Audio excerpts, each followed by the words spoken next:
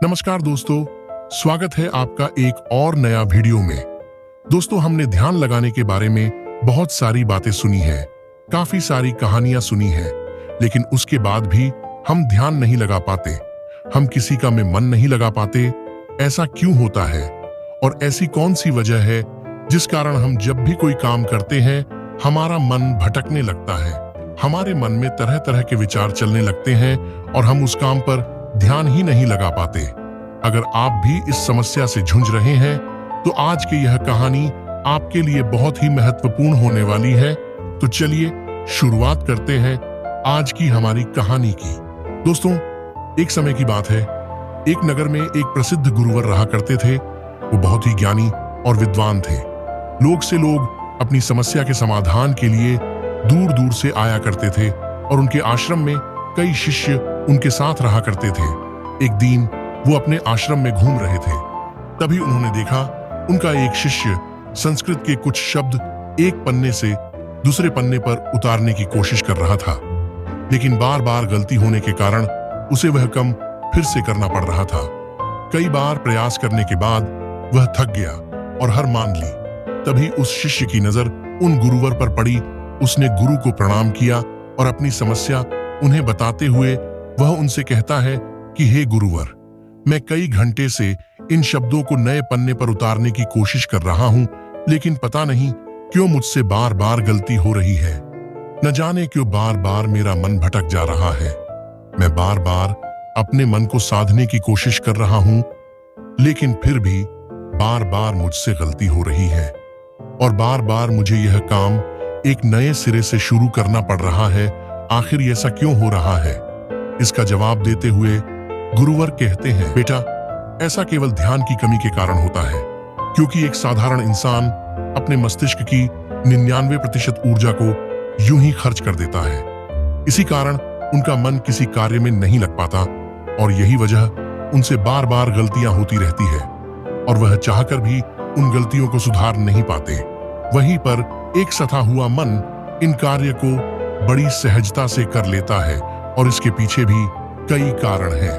तभी वह शिष्य उन गुरुवर से कहता है, कौन से कारण है गुरुवर? तभी वह गुरुवर आपने शिष्य को पहला कारण बताते हुए कहते हैं कि बेटा, लिखते वक्त तुम जरूर किसी और चीज के बारे में सोच रहे होगे। इस पर वह शिष्य अपना सिर हमें हाँ में हिलाते हुए कहता है, आपने सही कहा गुरुवर, आज सब शिष्यों की छुट्टी है और सब अपने अपने काम से बाहर गए हैं और मुझे यह काम मिला है और मुझे इसको पूरा करना है। शायद इसी कारण से मैं अपने काम में अपना ध्यान नहीं लगा पा रहा हूं। फिर वह शिष्य गुरु से कहता है कि हे गुरुवर, अगर हमारा मन कहीं लग ना पाए और हम किसी काम को ढंग से ना कर सके तो ऐसी स्थिति में अपना ध्यान हम कैसे बढ़ा सकते हैं? इसका जवाब देते हुए वह गुरुवर अपने युवा शिष्य से कहते हैं, बेटा, आज मैं तुम्हें कुछ ऐसे तरीके बताऊंगा, अगर तुमने उनको ठीक तरह से समझ लिया और याद रखा तो तुम किसी भी काम में अपना मन गहराई से लगा सकोगे। पहला तरीका, अगर तुम्हारा मन काम में ना लगे और इधर उधर भटकने लगे तो सांसें लो, लंबी गहरी सांसें लो। ऐसा 5 बार करो। अपना पूरा ध्यान किसी और चीज या घटना से हटाकर अपनी सांसों पर ले आओ। दूसरा तरीका बताते हुए गुरुवर कहते हैं, बेटा, जब भी तुम कोई कार्य कर रहे हो तो अपनी सारी इंद्रियों को अपने काम से जोड़ने का प्रयास करो।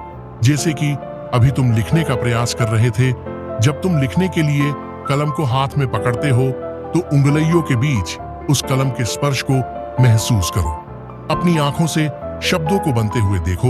जब तुम लिखते हो तो लिखते समय कलम और कागज के घर्षण से उत्पन्न होने वाली आवाज सुनो या फिर उस पर ध्यान केंद्रित करो, या फिर तुम शब्दों के उच्चारण की ध्वनि को अपने मन में गूंजता हुआ सुनो।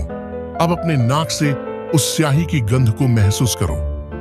इससे तुम्हारी सारी इंद्रियां एकजुट हो जाएगी और एक ही काम पर केंद्रित हो जाएंगी। फिर गुरुवर उससे कहते हैं कि अपने काम के साथ एकजुट हो जाओ और अपनी इंद्रिय को अपने काम से जोड़ने के बाद तुम्हारा ध्यान अत्यधिक गहरा हो जाएगा।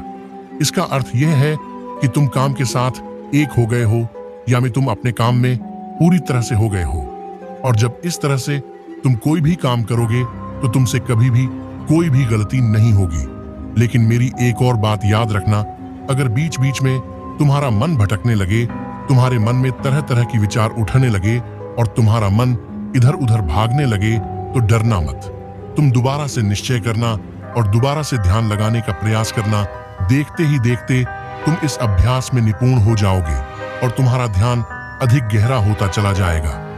उस शिष्य ने गुरुवर की सारी बातें ध्यान से सुनी और फिर उसने वैसा ही किया और देखते ही देखते वह अपने कार्य में इतना खो गया कि जहां जहां पर वह गलतियां कर रहा था, वहां उससे अब कोई गलती नहीं हो रही थी। और तो और उसने अपना सारा काम एक ही बार में पूरा कर लिया।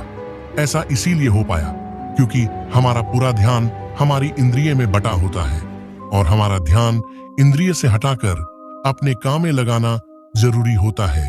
क्योंकि अगर हमारा ध्यान इंद्रियों में बटा रहेगा, हमारा मन भटकता रहेगा, जहां जहां हमारी इंद्रियां भागी वहां वहां हमारा मन भागता रहेगा। वहीं पर अगर आपने अपनी इंद्रियां एक ही काम में लगा दी तो आपका मन इधर उधर भटकना बंद हो जाएगा और इस समय आप बहुत ही अत्यधिक गहरे ध्यान में पहुंच जाएंगे।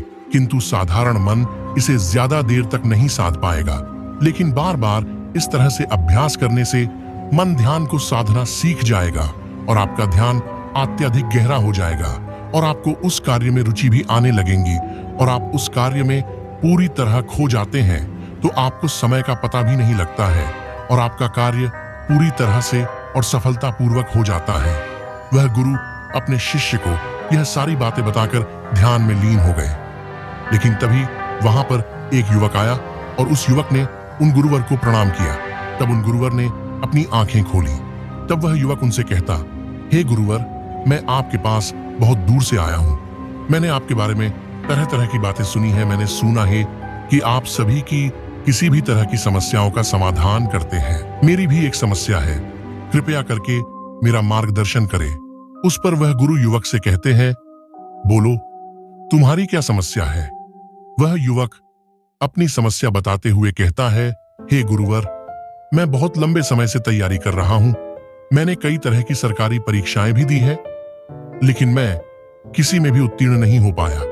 मुझे यह पता ही नहीं चल पा रहा कि आखिर मुझसे गलती कहां पर हो रही है, आखिर मुझ में क्या कमी है। उस युवक का प्रश्न सुनकर गुरुवर मुस्कुराने लगे और उस युवक से कहते हैं, बेटा, क्या तुम सच में अपनी परीक्षा में सफल होना चाहते हो? इसका जवाब देते हुए कहा, हाँ गुरुवर, इसीलिए तो मैं आपके पास आया हूं। कृपया करके मेरा मार्गदर्शन करें। तभी वह गुरुवर अपने स्थान से उठे और उस युवक का हाथ पकड़कर एक कुएं पर ले गए। कुएं पर पहुंचते ही उन गुरुवर ने उस युवक का हाथ पकड़कर उसके हाथ में एक घड़ा थमा दिया और कहा, इस घड़े में पानी भरकर वापस आश्रम में ले आओ। इतना कहकर वह वापस आश्रम लौट गए। लेकिन वह युवक वहीं खड़ा खड़ा सोच रहा था, भला इस घड़े में पानी भरने से मुझे मेरे प्रश्न का उत्तर कैसे मिलेगा? आखिर मुझे यह कैसे पता चलेगा कि मैं परीक्षा में पास कैसे हो सकता हूं? लेकिन उसके पास कोई और पर्याय नहीं था, इसलिए उसने कुएं से पानी खींचा और मटके में भर लिया। लेकिन यह क्या, मटके में कई सारे बारीक छेद हैं जिनसे पानी धीरे धीरे रीस रहा है। वह युवक मन ही मन सोच रहा था कि इस घड़े में तो छेद है, मैं इसे आश्रम कैसे ले जाऊंगा? फिर उसने सोचा, यह छेद तो छोटे छोटे हैं, यदि मैं जल्दी जल्दी इसे आश्रम में ले जाऊं तो मैं जल्दी आश्रम तक पहुंच जाऊंगा और इसमें से पानी भी ज्यादा नहीं गिरेगा। यह सोचकर उसी युवक ने वह घड़ा उठाया और दौड़ता हुआ जल्दी जल्दी उन गुरुवर के पास पहुंचा।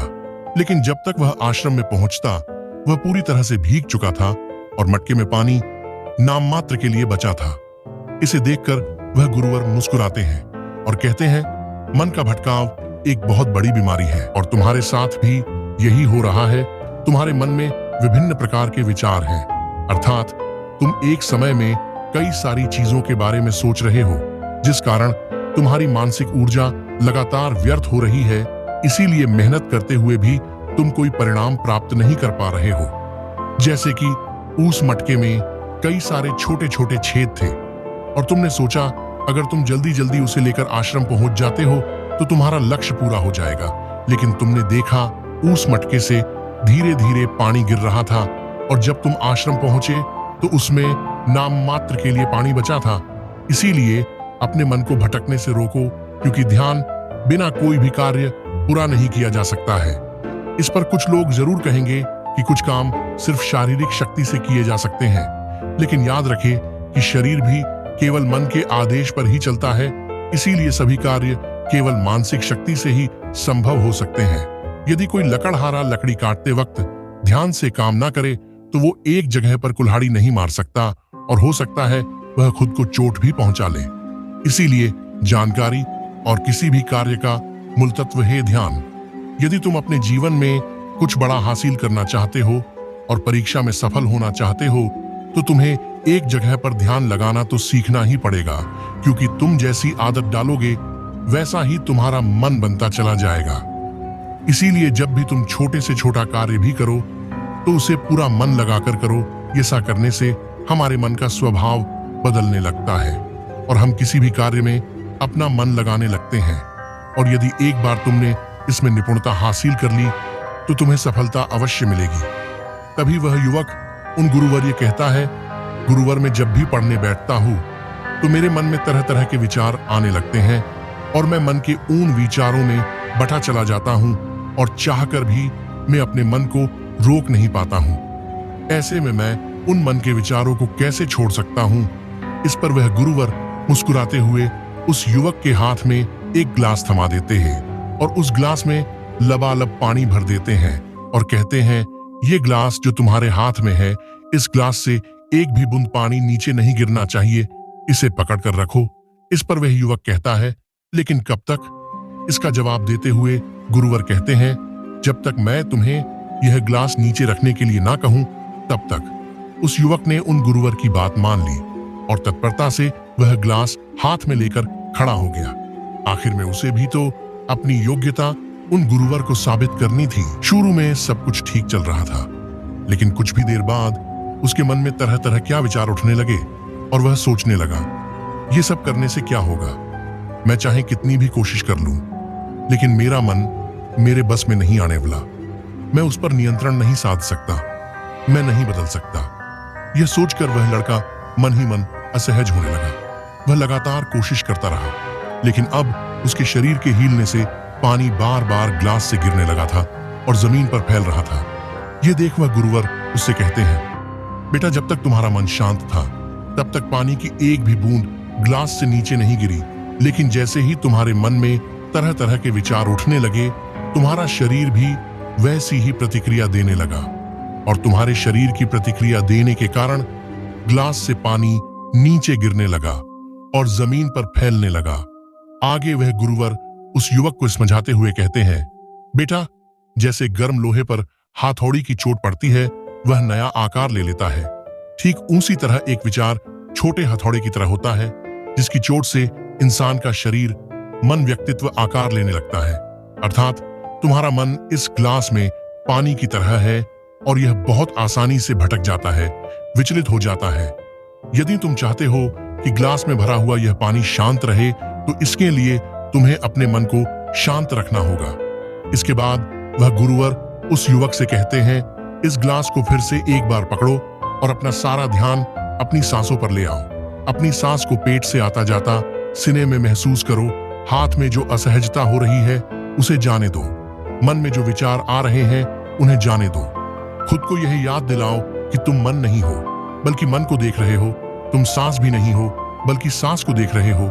ऐसा याद करने से विचार आकर चले जाएंगे, लेकिन तुम्हें विचलित नहीं कर पाएंगे।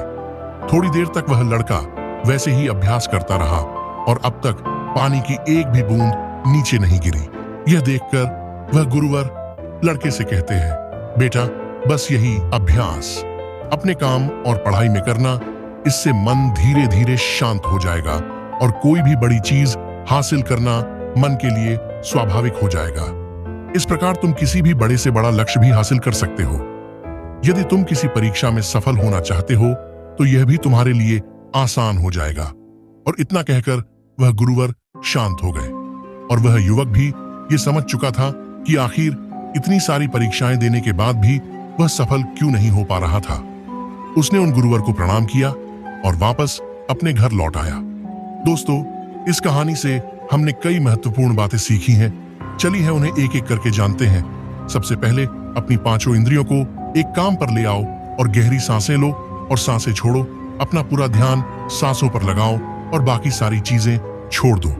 दूसरी बात, इंद्रियों को एक ही काम से जोड़, कान, नाक, आंख, स्पर्श, हर तरह से काम में जुड़ जाओ, उस काम से एक हो जाओ। तीसरा, यदि ध्यान टूट भी जाए तो इसमें घबराने की कोई जरूरत नहीं है। एक बार फिर से निश्चय करो और दोबारा से प्रयास करो। दोबारा से अपने काम में पूरी तरह मग्न होने का प्रयास करो। धीरे धीरे ध्यान गहरा होता चला जाएगा और आप किसी भी कार्य में पूरी तरह से मग्न हो जाएंगे। जब ऐसा होगा तब आप किसी भी कार्य को बड़ी है सहजता से और सरलता से पूर्ण कर लेंगे। इस बीच जो समय लगने वाला है आपको उसका पता भी नहीं लगेगा और साथ ही वह काम आपको बोझ भी नहीं लगेगा और ना ही उस काम को करने में आप उबाऊ महसूस करेंगे। आप उस काम में आनंदित रहेंगे, उस काम में आपको मजा आएगा। चौथी बात जो हम इस कहानी से सीखते हैं वो ये कि हर जानकारी और कार्य का मूल तत्व है ध्यान। हमें ऐसा लगता है कि मन के छोटे मोटे भटकाव से कोई फर्क नहीं पड़ता, लेकिन बिना ध्यान के कोई भी कार्य संभव नहीं है। आपने कभी ना कभी ये महसूस किया होगा कि आप कोई पढ़ाई कर रहे हैं या कोई जरूरी काम कर रहे हैं, उसे दौरान आपके फोन में नोटिफिकेशन आ जाता है तो आपका मन ये कहता है कि चलो एक बार वह नोटिफिकेशन देख लेते हैं, और जैसे ही आप वह नोटिफिकेशन देखने जाते हैं आपका पूरा ध्यान उस स्मार्टफोन पर लग जाता और आप उसी में खो जाते हैं और आपका बहुत सारा समय चला जाता है। लेकिन जब आपको इस बात का यह एहसास होता है तब बहुत देर हो चुकी होती है। पांचवी बात, स्वीकार करो और जाने दो। जैसे गर्म लोहे पर हथौड़ी के चोट से वह आकार लेता है, उसी तरह विचार एक हथौड़ी की तरह है जिसे इंसान के मन, शरीर और व्यक्तित्व आकार लेता है। आपने यह देखा होगा कि जब हमारे मन में पॉजिटिव विचार होते हैं तब हम बहुत ही सकारात्मक, हल्का महसूस करते हैं, और जब हमारे मन में नकारात्मक विचार होते हैं तब हम बहुत ही भारी, परेशान और चिंतित महसूस करते, साथ ही हमारा शरीर भी बहुत ही थका थका महसूस होता है। इसलिए छोटे से छोटे विचारों पर ध्यान देना आवश्यक है। विचारों के प्रति जागरूक रहना आवश्यक है। अनचाहे विचारों पर को अपने मन में ना आने दो, उन्हें जाने दो। अपनी सांसों पर ध्यान दो। खुद को यह याद दिलाओ, मैं विचार नहीं हूं बल्कि मैं उन्हें देख रहा हूं। मैं मन भी नहीं हूं बल्कि मैं मन को देख रहा हूं। मैं सांस भी नहीं हूं बल्कि मैं सांसों को देख रहा हूं। जो भी विचार आए कोणी जाने दो। ऐसा करने से मन में अनचाहे विचार आना बंद हो जाएंगे और आप पानी पर तैरते हुए पत्ते की तरह हल्का महसूस करेंगे, और ना ही आपका का मस्तिष्क किसी प्रकार की चिंता और तनाव में डूब पाएगा। आप सही निर्णय भी ले पाएंगे और आपका ध्यान अधिक गहरा होता चला जाएगा। देखते ही देखते आप हर काम में सफलता हासिल कर पाएंगे। आप जो सोचोगे सब कर पाएंगे। दोस्तों, आशा करता हूं आपको यह वीडियो अच्छा लगा होगा और आपको बहुत कुछ सीखने को मिला होगा। धन्यवाद।